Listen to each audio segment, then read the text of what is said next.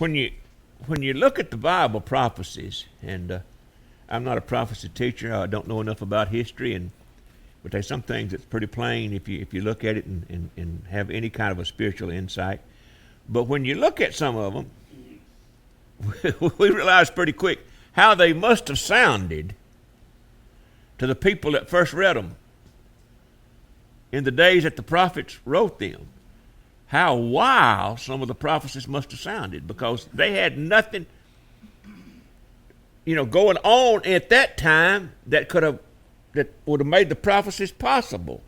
Nahum talked about before the coming of the Lord. He said the chariots would jostle against one another in the streets. Now, he called them chariots because that's all he had. He saw the vision of today's modern transportation. He said they'd run like the lightning, and how flaming torches. Can you imagine when those people in that day read that, and here's a chariot, and they got in their mind a chariot pulled by horses, and Nahum said they'd be running like lightning? Can you imagine what folks thought of Nahum? The old prophet done lost his mind. But now we've got, airplanes that's just in an hour can carry you about around the world. We got trains, we got cars, we got rockets with the flaming torches. We see that fulfilled. And Zechariah talked about talking about the end time tribulation and stuff, said that he talked about people whose flesh would melt off them before their skeleton fell. Can you imagine in Zechariah's time when all they had was swords and slingshots? Can you imagine folks reading that saying, how is this going to happen? How can flesh be gone even before the skeleton can fall? But now the hydrogen bomb does exactly that. It's such heat, they say, can absolutely clean the bones before the skeleton falls. But see, God wasn't guessing, folks. When he moved forward in time, he saw these things. He inspired men to write these things so you and I could know. But till the time caught up with the prophecies, they sounded like they're way out there somewhere. But really in man's spirit, because when God breathed of his spirit into Adam, that spirit, every man has some of that knowledge in him. We see things that's we call science fiction because we ain't got anything like that. But a lot of that is spawned from stuff already in his spirit. I was thinking the old, Star Trek, where the transporters, they would beam somebody up from right here and put him over there. What do you think the rapture's going to be? See, that was somewhere in their spirit. They had something going that they didn't even know they had. Because one day, that's exactly what's going to happen. In a moment, in the twinkling of an eye, from here to there, God's going to, and it won't be science fiction. It's absolute truth. Now, see, most of the prophecies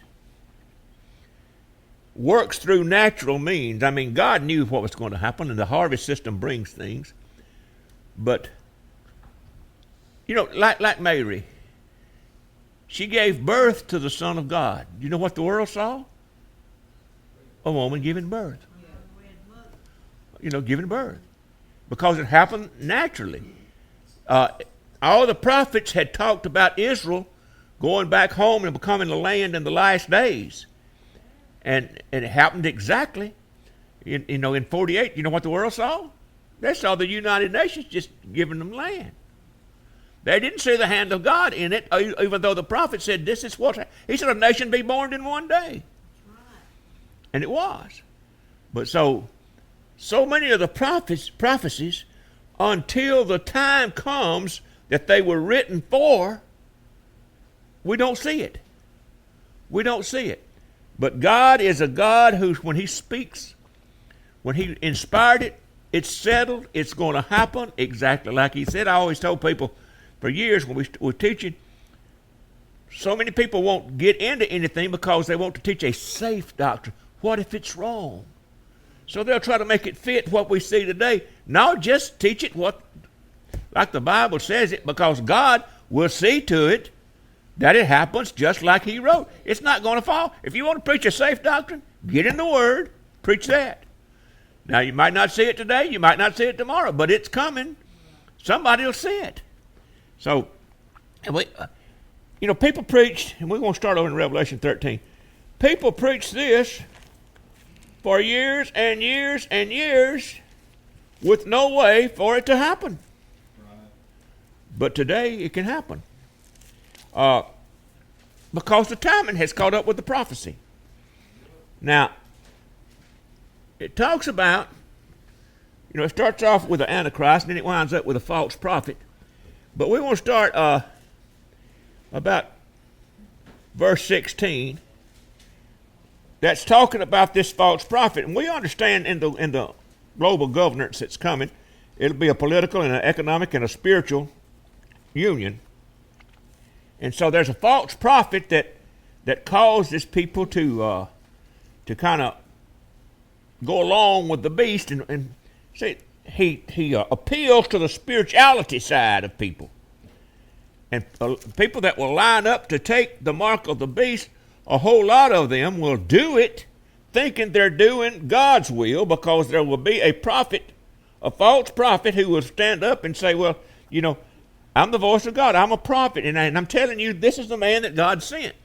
But it says here, starting in verse 16, and he causes all, both small and great, rich and poor, free and bond, to receive a mark in their right hand or in their foreheads, that no man might buy or sell, save he had the mark of or the name of the beast, or the number of his name. And here's wisdom: let him that hath understanding count the number of the beast, for it is the number of a man, and his number is 666, or 666.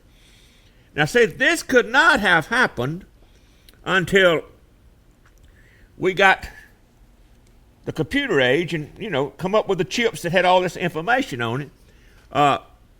And it can't happen now. I mean, all the foundation said, but it can't happen now without a global agreement. No man can buy or sell. It has to be a global agreement. Now, it is a false prophet that will bring this about. A man leading a religious system that has gathered the religions under one umbrella, just like the Antichrist will gather the governments under one umbrella. And I've told you before around here, people look at nations like Russia and China and America and Mexico, and they say, well, how's all this going to happen? Well, there's still going to be Russia and America and Mexico and China, all of these nations, but everything they do will come through one world order. I mean, the nations ain't going to just suddenly disappear. It's just everything they do, economically and politically, will be through a global law. I mean, it's going to happen, folks. And we're a lot closer to that. Right? The foundation is totally laid. And, we see that in our stock markets when something happens anywhere in the world, the stock markets go crazy over it because we're all tied. And, we've got the world court now and all these things that's global that you and I don't pay any attention to them. We just go along our merry way. But we're already global, but it's going to get more under the Antichrist. Now, and don't get me wrong, I am not calling Pope Francis the false prophet. A lot of folks already are. I'm not saying he is, and I'm certainly not saying he's not. But, see, this religious system that's coming has to be world-reaching. It has to be able to have influence in the political world and also in the religious world. There never was a way for this to happen until now. Because until the media age where we can get news in real time from around the world, there's no way of knowing what's going on.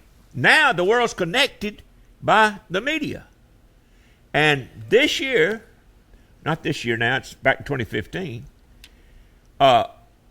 Pope Francis addressed, stood up and give a speech at the United Nations. A pope, a religious leader, on the 70th anniversary of the United Nations. When you understand that the things of God is always done on timing and purposes, that 70, if you look in the Bible, you'll find 70 has a lot of things happening, even on that 70th. He didn't just accidentally show up and give a speech at the UN on the 70th anniversary. You don't think God knew that it was the 70th anniversary when he set this up? But see, 70 was the years of punishment that the harvest put on Israel when he took them out of their land into Babylon. He said, you're going to be there 70 years. And you can find a lot of things through there that 70 will show back up with. God gave 70 weeks to deal with Israel. So 70 in itself is a significant number. But he got up and he talked to the UN, and he backed what the UN was doing on the man-made global warming. He backed them. So he's bringing in the spirituality side to what the governments are doing. He said, we all got to get behind global warming because we're destroying ourselves. He backed the sustainable development.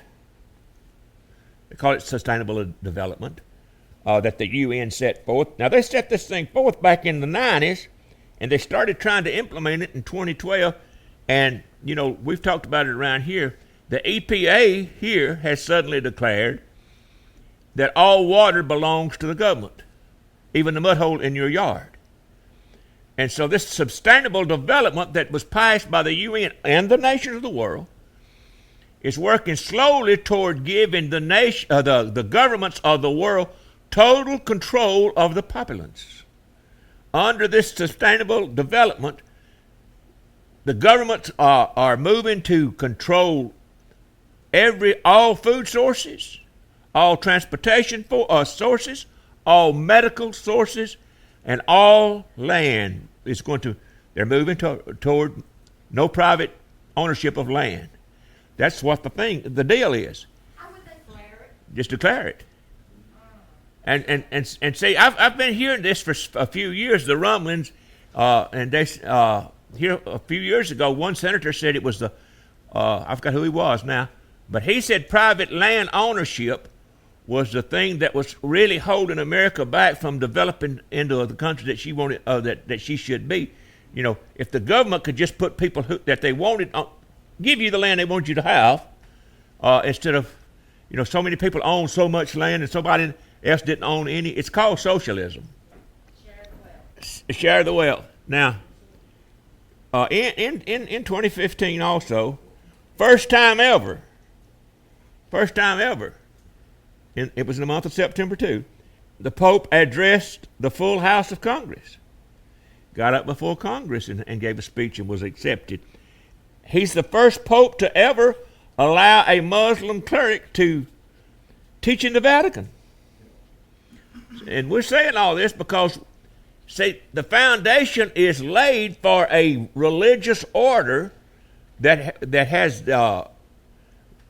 ability to reach past religion and affect what is happening politically. This in the Bible says that the false prophet caused people to have the mark. It was a false prophet that brought it, that said we must worship the beast. And so this religious organization has to have power beyond religion, and that's what's being set up right now. And this week, the head of Iran visited the Vatican, visited the Pope in the Vatican, and asked the Pope to pray for him. Now, he's not changing into Christianity. It's this spirit that says we can all get together and do these things, see? And these prophecies that caused the whole world to have the mark and caused the whole world to not be able to buy or sell, at least they had that mark, that could not ever have been until now. And the whole world could not ever have gathered together into a one religious order because, again, we didn't have the media that could spread the message across the world and gather the people in until now. Now, this sustainable development, and see, it sounds so good to people who don't know what's happening. Their goal is that every person has what they need to sustain themselves physically and spiritually. Every person. Isn't that wonderful? Don't that sound great? Until you realize that for that to happen, the government must take from those who make and give it to those who take. It's not let's train them to survive, but let's give them what they need. And see, for years and years and years and years, we've been on that downward slide. We give millions and billions of dollars to what we call developing countries, but we don't teach them how to develop. How much money have we thrown into Africa and they're still starving? Yes. Because we try to give them instead of train them to survive, to grow stuff. If we'd have sent tractors and seeds and fertilizer and said, this is what you do. But we don't. We send money. Just turn right around. They've got nothing invested. See, it all comes with training and saying, this is what you're going to have to do. But this, again, see, that spirit is in America. We're not trying to get folks to take care of themselves. We're trying to take care of them. And it's that same spirit. Now, can't buy or sell means the government has total control of all the masses, and that's what sustainable development is all about. Let the government do it. Now, if you turn over to Revelation 6, these are the judgments that starts happening. Now, I want you to understand that in Revelation 4, the church is out of here. But these judgments that is going to happen has to have a setup for them to happen. It has to have a foundation laid. You don't just wake up one morning and everything is in place. No, the place has to be set. And then the time of the prophecy will move, and everything will be established when it's time for the prophecy to be fulfilled. And what we see in verse 5. Well, no, let's back. We'll start at 5. We'll go back and get some more of these in a minute. And when he had opened the third, we see the Antichrist unleashed there in that first, or the man on the white horse. Then it says, and when he had opened the third seal, I heard the third beast say, come and see, and I beheld, and lo, a black horse, and he that sat on him had a pair of balances in his hand. Now, it's the black horse of famine. And what you see, he that sat on him had this balances, is making you know what balances does? It's a measuring. You put a weight here and a weight there, and it balances. So what this is saying is there's going to be famine, and here comes this black horse of famine and judgment, and he's going to be balancing everything. He's going to make everything equal, just what we were talking about. And I heard a voice in the midst of the four beasts say, a measure of wheat for a penny, and a measure of 3 measures of barley for a penny, and see that thou hurt not the oil and the wine. Now, what we're seeing here is food being measured and given to according to the need. The oil and wine, folks, was symbols of riches in those days. So what we're seeing is the masses is going to have everything measured to them. The upper echelon is not going to be touched. They will be distributing the wealth. I know you ain't never heard that before. But this is what we're seeing. This is what we're seeing. Now, we see in Revelations 20 and 4, people being beheaded in the Antichrist and the false prophet era. And we have to understand this. There is no religion anywhere that calls for beheading of its enemies except one. Well, let's just read that. Turn over there to 20. We'll be going back and forth, but turn over there to 20. And I saw thrones, and they that sat upon them, and judgment was given unto them. And I saw the souls of them that were beheaded for the witness of Jesus and for the word of God, and which had not worshipped the beast, neither his image, neither had received his mark upon their foreheads or in their hands, and they lived and reigned with Christ 1,000 years. So you see, this beheading happened in the days of the Antichrist and the false prophet. So you ever wonder why the world is so blind to the plague of Islam? It's because here we are. We have moved into that time, and blindness has happened. Now, we look at the Western world today, including America. Well, Europe is already overrun with the Muslim hordes. America is quickly getting that way. We talked a while ago about, I saw where that they'd brought suit someplace in America against people saying the Pledge of Allegiance. They said it was racist and it was offensive. They sued. There was a suit brought against some cafes because they lived next door to them and they could smell bacon frying. It was offensive. So bit by bit, we are allowing this thing to take over. Now, see, and they are growing faster than Christianity, because in Christianity, you can have 10 children, but they all have to make a choice to be Christian or not. But you're born Islam.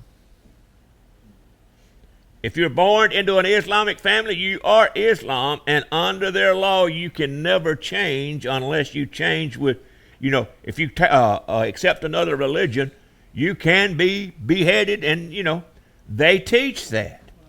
So they're moving toward dominance just in sheer number. And it's all about what the Bible has already said.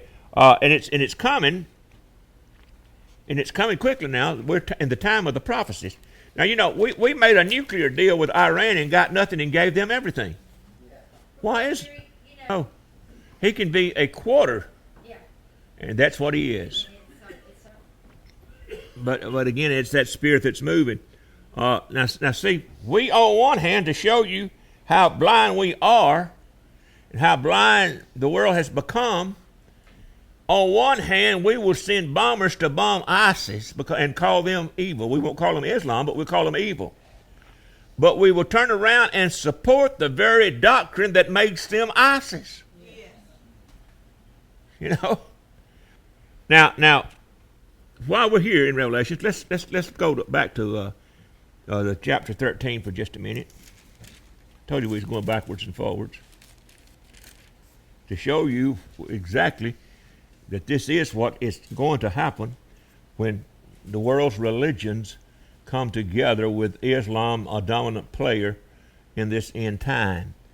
Verse 7 says, it was given unto him, talking about the Antichrist, to make war with the saints and to overcome them, and power was given to him over all kindreds and tongues and nations. Do you see that?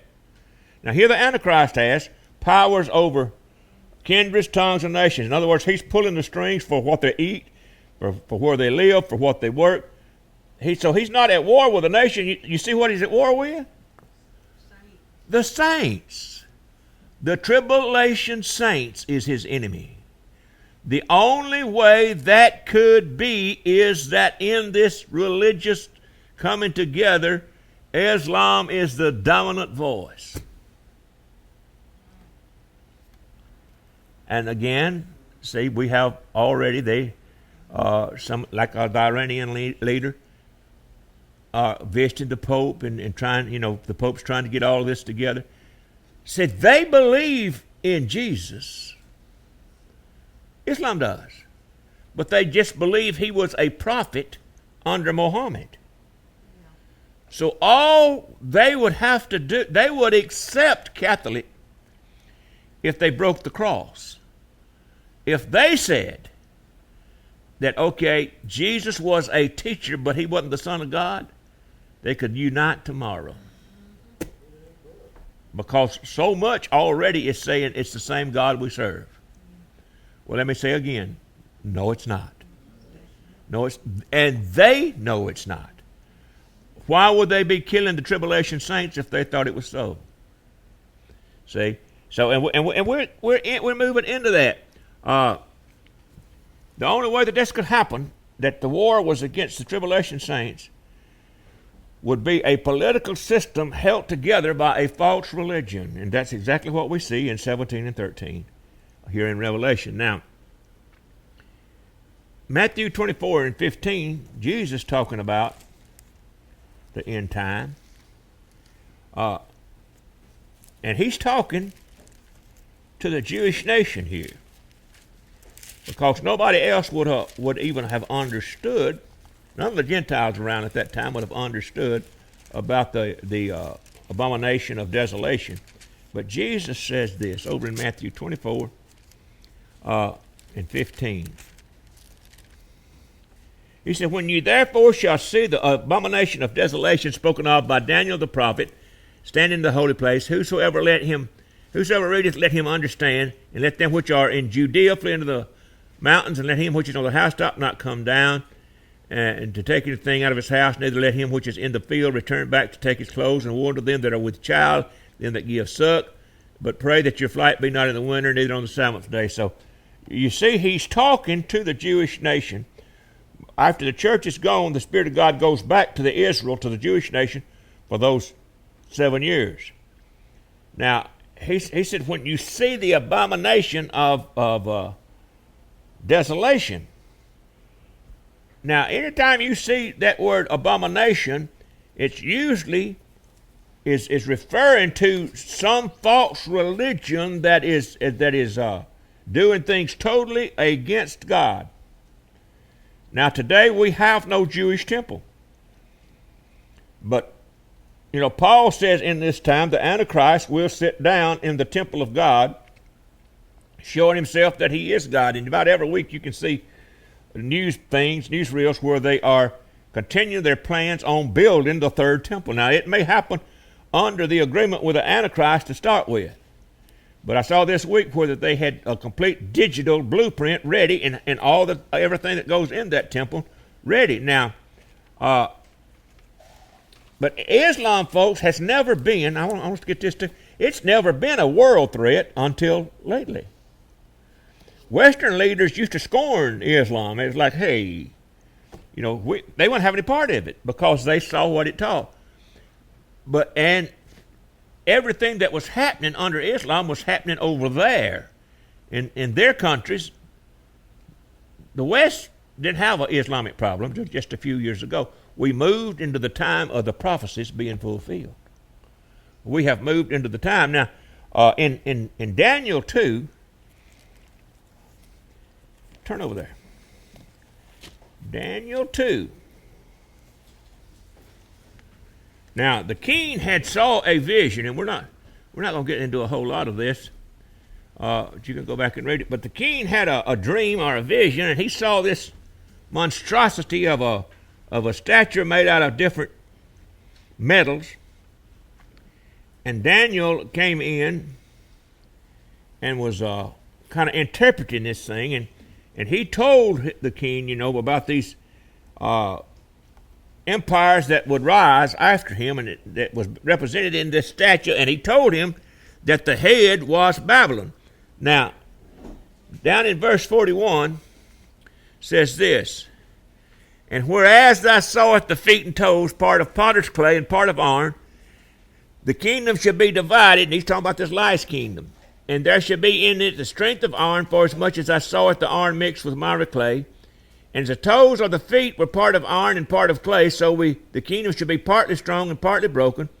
And whereas I saw iron mixed with miry clay, they shall mingle themselves with the seed of men, but they shall not cleave one to another. But as iron is not mixed with clay, and in the days of these kings shall the God of heaven set up a kingdom which shall never be destroyed, and the kingdom shall not be left to other people, but it shall break in pieces and consume all these kingdoms, and it shall stand forever." In other words, he said the day was coming when this prophecy was fulfilled, that Jesus would he would destroy all of man's governments and set up a kingdom.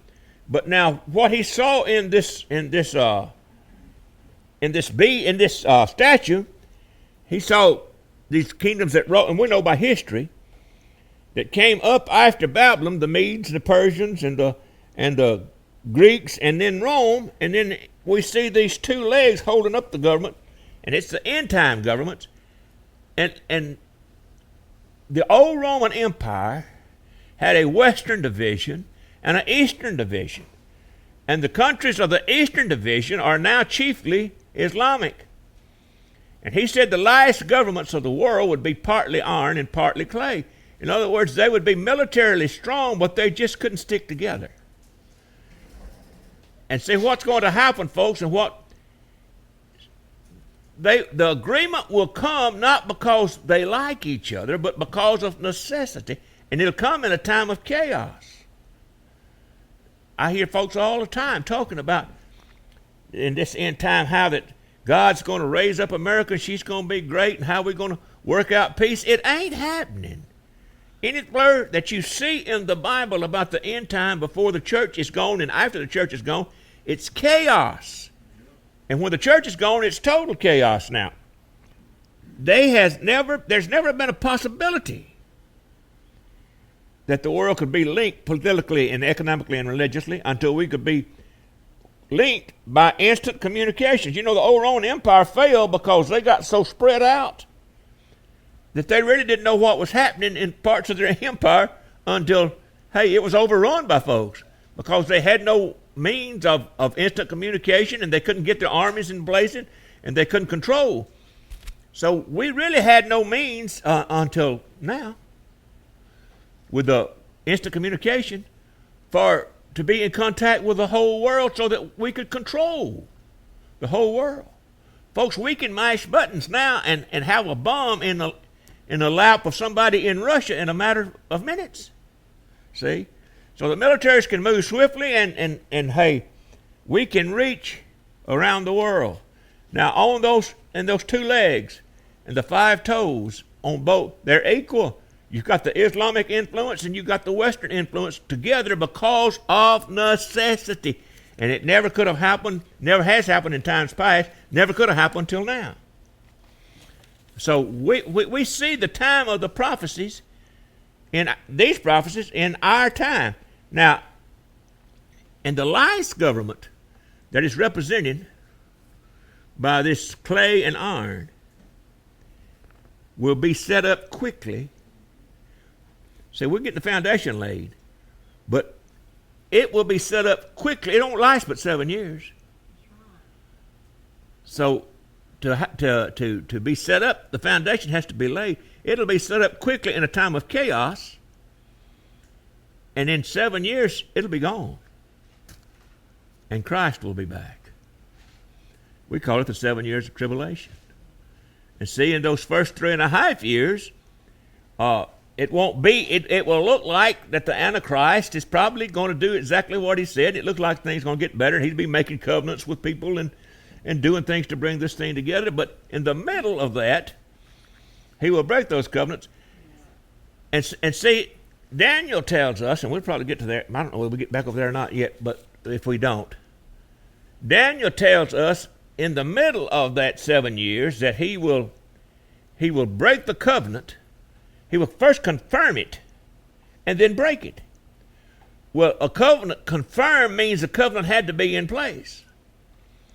Now, back in 1993, I believe it was, Rabin of Israel and Arafat of the Palestinians and Clinton come together, signed what's called the Oslo Accords. And it was going to be for 7 years, where bit by bit they began to work on things, even down to giving half of Jerusalem back to the Palestinians. But it never was implemented. Now, if this is what he's confirming, I don't know, or he might make a new one. But what I'm saying, there is a covenant already signed, just not implemented. Could be it, I don't know. But now, let's go back. We don't have to turn it back over there for the time. But back over in Revelation 6, where we was talking about the Antichrist arising, and then the red horse of war and the black horse of famine. Now, all of this will come together. This nation will come together when these judgments begin to fall. The foundations we've been talking about that we see laid now, when these things begin, the judgments begin to fall, they will come together out of necessity. Let me tell you something, folks. War could bring it quickly, because we got nuclear capabilities now. And it could bring this coming together quickly. Or it could be brought together by an assumption of calamity. We can, with the computer age, we can make calamities happen. Do you understand? You know, you hear talk about the greatest threat is some rogue country shooting a nuclear device into the atmosphere and shutting down everything. Because everything's linked by computers, do you understand that the right man owned the computer, could shut down the power grid, could shut down every new car, every truck, could crash the banks all at once? So we actually wouldn't have to have a real war. We could have an assumption of a calamity it would be a calamity, but I'm talking about it would be man-made. And these things, folks, are being set up. And this is not a conspiracy theory. This is a God theory. We see it. We understand it's going to happen. And I'm just telling you how it could happen. But it will come in a chaos, folks. But war brings people to their knees in a hurry. And what do you think would happen if tomorrow you got up and all the banks was crashed? You couldn't get any money. Your lights wasn't on. The grocery stores wasn't operating. How do you think people would react if all of a sudden now we got the news that all we had to do was to take this chip and the government would see to it that you got your needs met? That's what's coming, and it's not just coming here. It's coming worldwide. And you've heard me say for years that I believe the Antichrist, the man that's going to be the Antichrist, is alive and well. I believe it today. But see, we move this thing step by step. Like I said, the sustainable development started back in the 90s, and they meet every year several times, but the implementation of it didn't really start till 2012. But now, you know, it's growing. They're trying to implement things one at a time to bring this thing together. Now, the world. You was talking about a while ago about if a child was of mixed race, he was of the other race, not white. It's the same way with Christianity. You notice that? The world's not mad at anybody but Christians. They're not. But the world has tried to make a world of peace, and you hear it in the political speeches. You hear it from everywhere. We can have peace through negotiations, through being militarily strong. Nobody will dare attack us if we're military strong, and I'm for being military strong. But we built military strong so we wouldn't have to have God's protection. I'm talking about worldwide. What do you think we got militaries? To protect us. God said he would if we'd follow him. So we done away with God and we built our own militaries. Now, we've studied how to make the ground produce more. And we can. We can make it produce more. But there's more starving people than there's ever been. How's this happening? Because when you leave out God, things don't work well. See, we got the strongest militaries in the world. This is the iron he was talking about in Daniel, partly iron and partly clay. But we're not safe. You ever notice that? With the strongest militaries in the world, terrorists blows up stuff. We've got the capabilities of, total destruction. We've got medical science that can replace hearts, can do wonderful things. And thank God, on one hand. But because of that, we haven't had to depend on God for healing. Everything man does is to leave out what God said he would do if we followed him. You notice that? Everything we do. Now, I want you to notice what the prophet Isaiah said about the harvest that was coming. Look at Isaiah 66, verse 4. And I want you to look how it's wrote. Folks, God inspired things exactly like he wanted them because he understood the absolute truth. And he wanted us to see. He said, I also will choose their delusions and will bring their fears upon them. In other words, they're illusions. They're thinking they don't need me, so they'll be a great military, but I'll show them they're not safe. They have tried to figure out how to grow food without worried about me, but have you noticed how much food-borne diseases that's cropping up lately? So he said, I'm going to choose their own delusions. They are thinking that they can build up stuff and do without me, but I'll choose their own delusions and bring their own fears upon them. Because when I called, none did answer. When I spoke, they did not hear. But they did evil before my eyes and chose that which I delighted not in. Now, do you see this? God said, I'm going to choose the very things that they thought that they could do without me and show them that they can't. They're powerful militaries and they're still going to have war. All of their great technology and they're still going to have famine. All their medical advances and they're still going to have diseases. I will choose those things that they came up with to keep me out and show them that they didn't quite make it work. That's harvest. That's harvest, folks. And every time we think we've got a cure for a disease, we get 3 more. Notice that? For years and years and years. Mostly what we do with diseases is not cure them, but manage them. We just manage them. It's a multi-million-dollar billion-dollar worldwide business to manage diseases. Never was supposed to have been this way. But the Lord said, I'm going to straighten this thing out with heart. Do you know, if you look at those that Jesus healed, they were healed. They were healed. They didn't have to go back to checkups next week. They were healed. And said, that's the way it was supposed to be, but we left that way. We left that way. But God said, I'm going to choose those things that they thought they were doing and show them that it didn't work without me. Harvest using the very things that man has set up is bringing harvest. And the medicines, not only the diseases, but the medicines that we come up with is killing as many folks as the diseases. We need the Lord. We need him for protection. We need him for supply.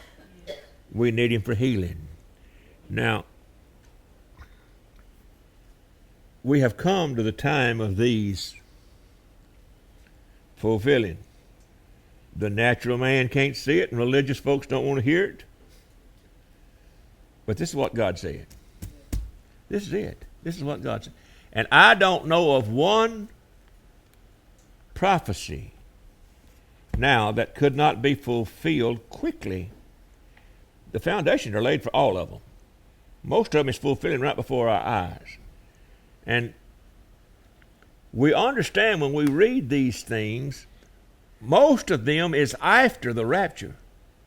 What we're seeing is just the foundations laid. So the rapture is going to occur before these things are really come to full bloom on the foundation. So we are living in the time of these these foundations. So we got to know that the rapture of the church is before that. So we're headed pretty quickly into that. And again, we got folks right now, you talking about the rapture? I say, yeah, he ain't going to just come and take all these folks. How's he going to just take all these folks at once? Folks, he made all these folks. He spoke the world into existence by his voice. Nothing's too hard. And it will happen. The world will awake one day, and the people of God will no longer be here, and they will have the talking heads on CNN and Fox telling you what happened, and the world will line up to take a mark to make sure that man can take care of them, and it's all coming into place now. I don't know about y'all, but I pray like John, come quickly, Lord Jesus.